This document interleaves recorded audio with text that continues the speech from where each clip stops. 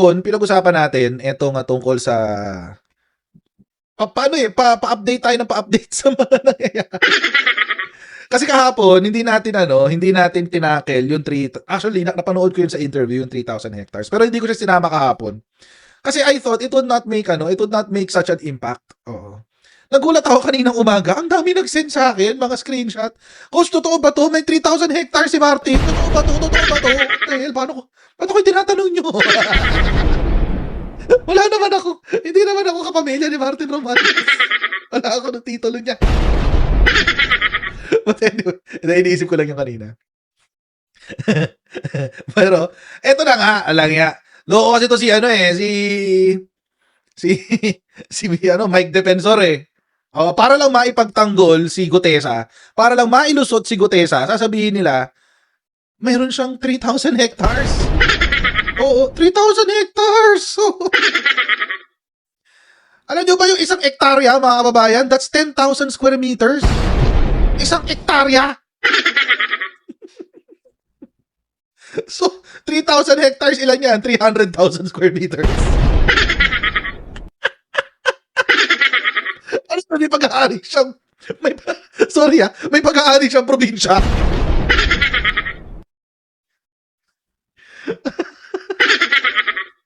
Diyos ko. May pag-aari siyang isang buong probinsya, guys. Isang buong syudad. Diyos ko. Oo, 3,000 hectares daw. My goodness. Sabi ni Ate Josefina Asuncion, 3,000 square meters. Hindi, ang sinabi niya 3,000 hectares talaga. Promise, no joke. 3,000 hectares talaga ang sinabi niya. Ipaparinig ko sa inyo. Ito. Oh. Kasi, hindi ko talaga naisip na na i-content to kahapon. Kasi, para sa akin, it's pero kanina lang nag-click nung kumalat nga yung 3,000 hectares na parang, okay, sinasabi niya to para ilusot si Gutesa. Pakinggan natin ito yun, mga kababayan. Hindi dapat si Gutesa ang biglang tinatarget nila. Hindi dapat si Gutesa at hindi kayo. Kasi posibleng imbestigahan din kayo. Sabi mo nga, Sure. welcome. Hindi, Welcome alam mo sa akin, okay lang eh. Di ba? I'm a political figure, I can handle it. Kaya ko silang labanan. Etong taong tong si Gutesa, isang sundalo na nagsilbi sa bansa, isang marino, na hindi kumita. Lahat ng mga witness nila kumita eh. Yung DPWH officials, billion-billion kumita. Yung mga contractors, billion-billion kumita. Etong sundalo nagsilbi sa bansa, nag-retire, nagtrabaho sa Dalisakok, nakita ng oportunidad, nagtrabaho kay Saldico. Ngayon nung nagbabaha, nakita nila, at hindi lang siya, yung grupo nila, ito pala yung mga perang binubuhat natin. Ito pala napupunta yung sinasabing ghost projects, flood control. Yung isang kasama niya binaha eh. Alam ko yun dahil kinuwento niya yun sa akin a week before na-meet na si Marcoleta, yung first meeting namin. Sino ba talagang binaha? Si Gutesa o si yung kasama niya? Hindi natin alam. Diba? Kakasabi lang niya, binaha sila. Tapos, in the same breath, mga kababayan, sabihin niya, ang binaha yung kaibigan niya. Kaibigan daw ni tawag dito? Kaibigan ni Gutesa. Sino ba talaga, Mike Defensor, ang binaha? 'Di ba? O baka binigyan nyo ng pera si Gutesa. Kasi hindi naman yan gagawin for free. And nakakatawa yung bago kapag dinedefend nila si Gutesa, and narinig ko rin to kay Marcoleta, mga babayan. Kapag dinedefend nila si Gutesa, kinakarakterize nila siya tulad ng sinabi ni Mike Defensor na sundalo to. Sundalo, handa nga itong mamatay para sa Pilipinas eh. Sundalo to, bla bla bla bla bla bla. Alam naman namin na naging sundalo siya. Pero hindi na siya sundalo ngayon, retired na siya. At ngayon, nalaman namin, naobserbahan namin sa mga ibang retired na sundalo na hindi sila laging tama. Na hindi porke sundalo sila, ibig sabihin, sila lang ang merong pagmamahal sa bansa. Kasi tayo, mga kababayan, hindi man tayo sundalo, mahal din natin ang Pilipinas. Mahal din natin ang Pilipinas. Kasi parang parang nagiging palusot ngayon ng mga DDS na siraulo. Yung salitang sundalo yan. Mahal niya ng bansa. O di naman kinukwestiyon yung pagmamahal sa bansa eh. Magkaiba kasi topic yun eh. Iba yung pagmamahal sa bansa, iba yung binayaran ka para magkwento ka ng kasinungalingan. At for all intents and purposes, I think that's what most of the Filipinos believe. Yun ang pinapaniwalaan ng karamihan ng Pilipino ngayon kay Gutesa. Binayaran siya para magsinungaling. So, it's immaterial kung sundalo siya o hindi. Ginagamit nila, ito, tulad nito, si Mike Defensor, gumagamit sila ng mga sundalo, at ito naman mga sundalo, nagpapagamit sa mga Duterte, para maisulong ang politika nila.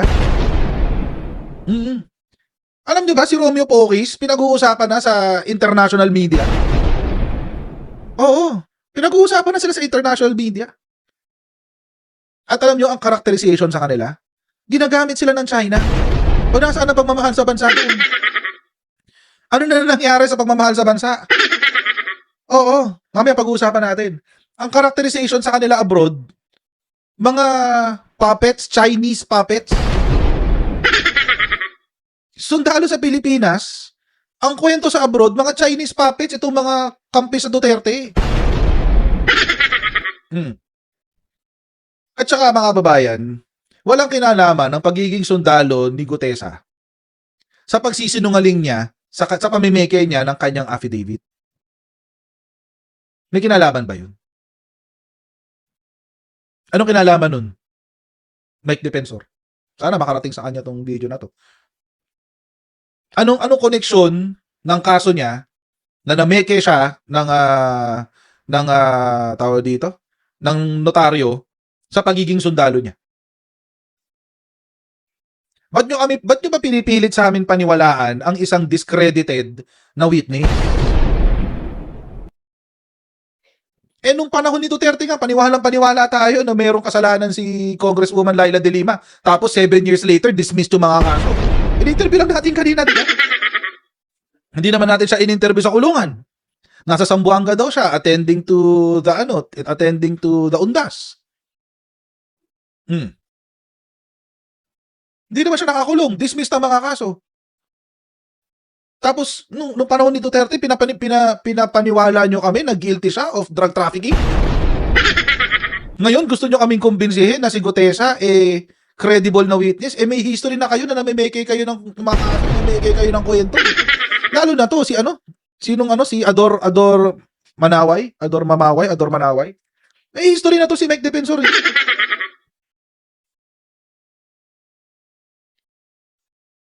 May history to si Mike Defensor.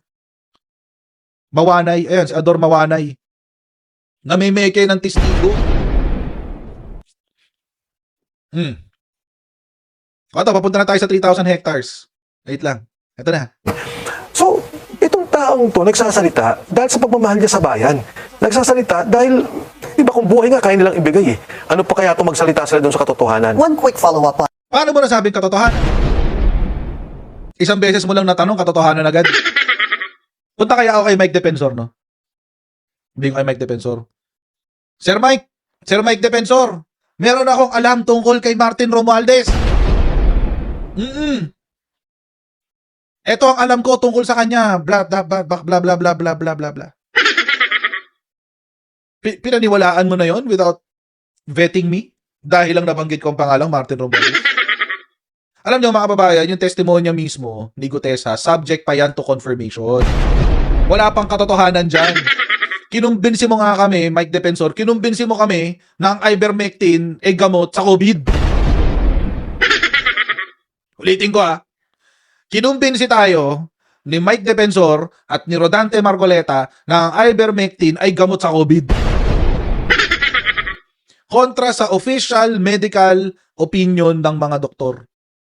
Ano pang ginawa nyo? Namigay kayo ng ivermectin sa mga mahihirap nating kababayan. Sira ulo kayo, no? Paano kung merong nagkasakit doon? Di liable kayo. Swerte sila, wala nangyari. Swerte sila, wala nangyari, mga kababayan. So, kung kayong dalawa ni Rodante Marcoleta ay kinumbinsi kami sa kalokohan nyo tungkol sa ivermectin. Alam nyo, may napapaisip tuloy ako ngayon eh. Ano kaya yung agenda nila sa ivermectin? Bumili kaya sila ng marami, kaya kailangan nila ipamigay. Hindi ko, kasi, di ba parang yung Farmally, bumili ng maraming face mask, face shield, etc., ng sobrang mura, tapos binili ng mas mahal ng gobyerno, tapos yung sukle, kinikback. Oo. May ganung drama din kaya sila sa ivermectin, kaya sila namigay. Marami silang stock ng ivermectin na sobrang mura na nila nabili, kailangan nilang gamitin, tapos ginamit yung pera ng gobyerno para bilhin sa kanila, para i-distribute sa kung sino-sino. Napapaisip ka tuloy ng ganun eh. Kasi, di ba? Buti di nanalong mayor to. Si Mike, alam nyo, kawawa kayo sa QC. Pag nanalo to si Mike Defensor, kawawa kayo sa QC.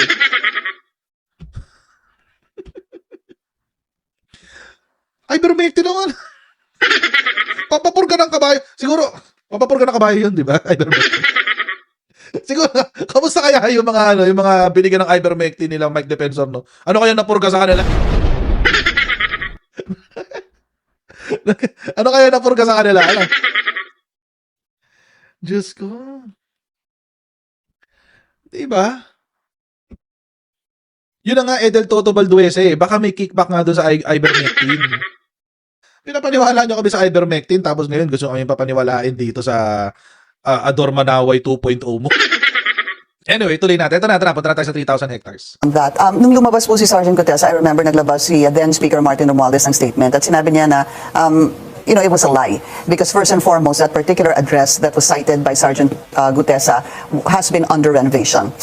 Point taken. Why did Sergeant Gutesa not even once say that, dinadala nga namin dito sa bahay na ito sa Forbes Park na nakikita ko ay under renovation. Yun po yung ilan sa mga nakita kong feedback din. Something that probably would have been very Okay, easy I want to be fair to Speaker Martin, diba? He will have his time in court. He will have his time to defend himself. Have you seen the house of Speaker Martin? Have you been there? No. Okay. It's a 3,000 hectare property. Oh. Malinaw na rin yun, 3,000 hectares ha. Hindi 3,000 square meters. 3,000 hectares. Hectares. Ulit. 3,000 hectare property. It's a 3,000 hectare property. It's a 3,000 hectare property. Malinaw ha.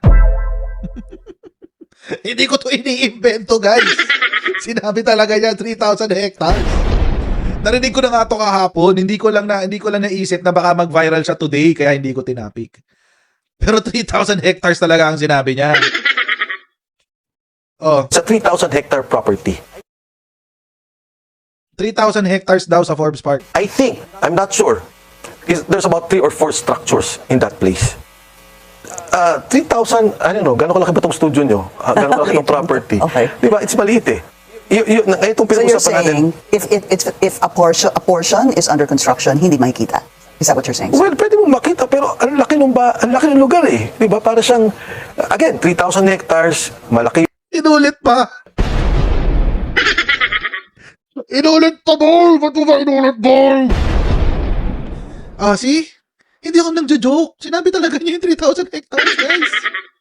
Oo. Ayan. 3,000 hectares, again, 3,000 hectares, again, 3,000 hectares, again, 3,000 hectares, Okay, isa pa. again, 3,000 hectares, One more. again, 3,000 hectares, Again. 3,000 hectares, 3,000 hectares daw. 3,000. Malinaw, di ba? Hindi naman ako nabingi. 3,000 hectares talaga ang sinabi niya. Ang laki nun. Ulitin ko lang ha. Ang 1,000 hectares. Ang 1 hectare ay 10,000 square meters sa atin na nakakaintindi ng metric system. Gaano kalaki ang 10,000 square meters, mga kababayan? Ano na yung 10,000 square meters eh? Palaya na yun eh. Farm na yung 10,000. Palaya na yun eh, 1 hectare.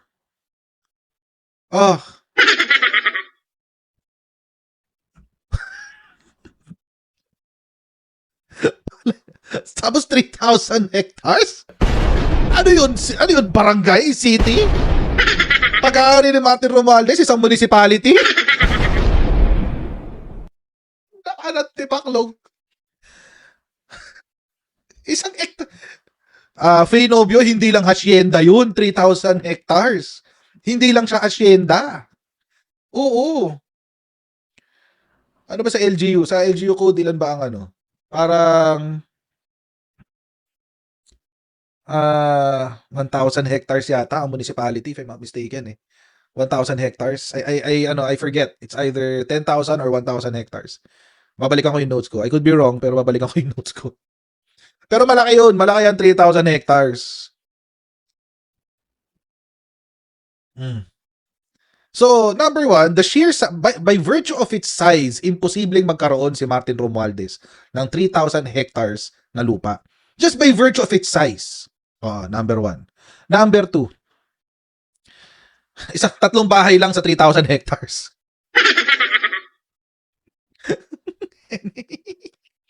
Anyway, the math is not mathing. Sabi ni Kenna. Sabi ni Kenna fans, the math is not mathing. Totoo.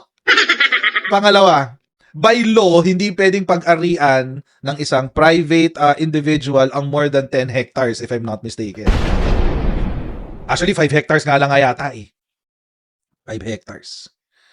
Hanggang doon ka lang. 5 hectares. Mag 3,000 hectares ka ba?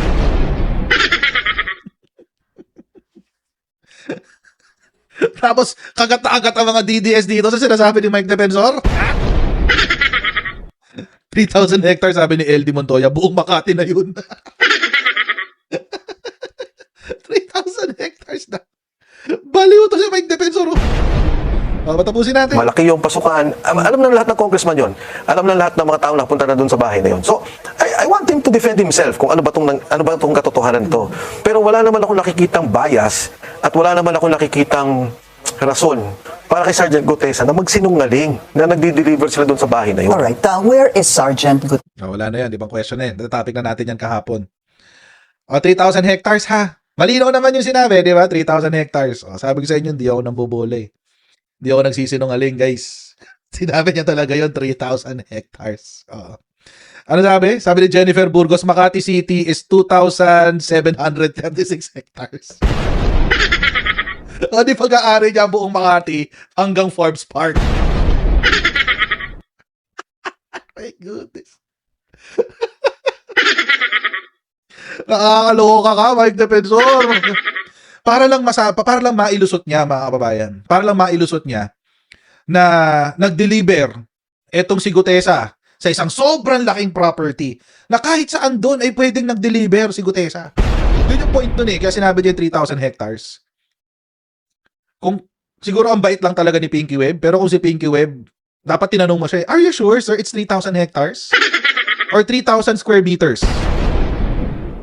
3,000 square meters, believable pa. Kasi yan ang size ng mga mansion sa Forbes Park. May mga mansion doon. Yun yung size talaga noon, more or less. So maniniwala ako 3,000 square meters. Pero 3,000 hectares.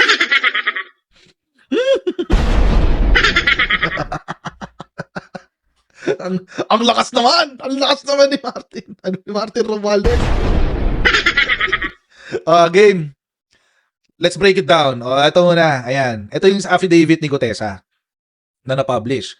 Umigit kumulang 3 beses ako mismo na nag-deliver ng basura sa bahay ni Congressman Saldico sa Horizon Residences at sa mga bahay ni Speaker Romualdez sa 42 McKinley Street, Taguig. Ayan. Ayan, 2 beses yan, 42 McKinley Street, Taguig. Ito mga babayan, yung McKinley Street, sa may yan yung, di ba, yung Ayala Station, tapos may papasok na ganun. Papasok yung papuntang BGC, Manila Polo Club. Ayun, yung dire-diretso na nun. Yun yung McKinley Road o McKinley Street. Papunta ng BGC. Yan. So, 42 McKinley Street. So, Forbes Park kasi yun. Yung buong property na yun is Forbes Park. So, ang Forbes Park, mga kababayan, is only 250 hectares. Ayan, nakasulat to. Forbes Park is only 250 hectares.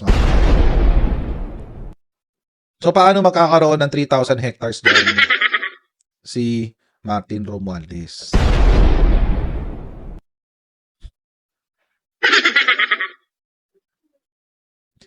Diba? Paano pagkakasya ng 3,000 hectares? 250 hectares lang. 250 hectares lang ang Forbes Park. So binili mo na rin yung mga ibang yung mga katabi niyang mga city. Oo.